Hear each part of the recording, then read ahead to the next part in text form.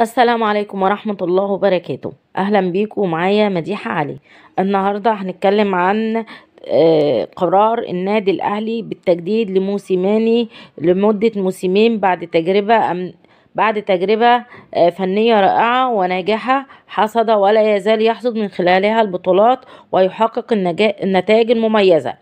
وجاء قرار تجديد بيتسو موسيماني ليمنح المارد الأحمر المزيد من الاستقرار الفني الرائع في هذا التوقيت، بينما من المؤكد أن يلقي هذا القرار بظلاله على مستقبل بعض النجوم داخل صفوف الفريق.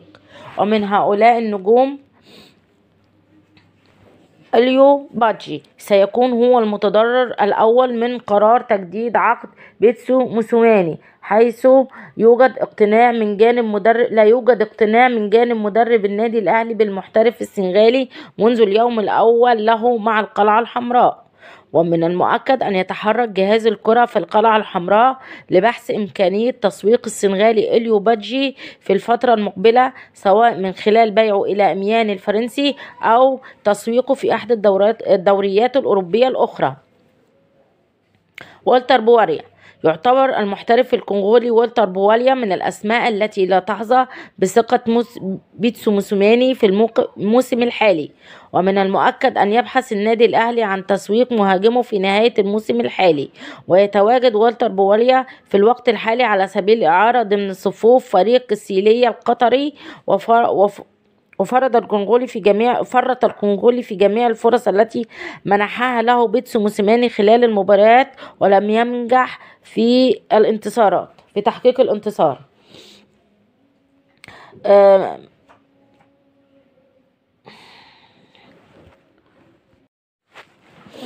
محمود عبد المنعم كهربا. أصبح مصير محمود كهربا جناح النادي الأهلي مؤجل حتى نهاية الموسم، وذلك بعد رحيله على سبيل الإعارة إلى صفوف فريق هاتاي التركي، حيث لم يدرس الأهلي موقفه من قريب أو من بعيد حتى هذه اللحظة. وقبل رحيل محمود كهربا عن القلعة الحمراء كان هناك توتر في علاقة المدير الفني مع جناح الفريق، وهو متسبب في خروج اللاعب من قائمة الفريق في عدد كبير من المباريات. حسام حسن. أصبح هناك غموض شديد في مصير بعض النجوم داخل الفريق مثل حسام حسن الذي لا يشارك بصفة أساسية، بالإضافة إلى محمود وحيد الذي لا يتواجد في المشهد بسبب تألق معلول بالتزامن مع طلب المدير الفني ضم ظهير أيسر جديد.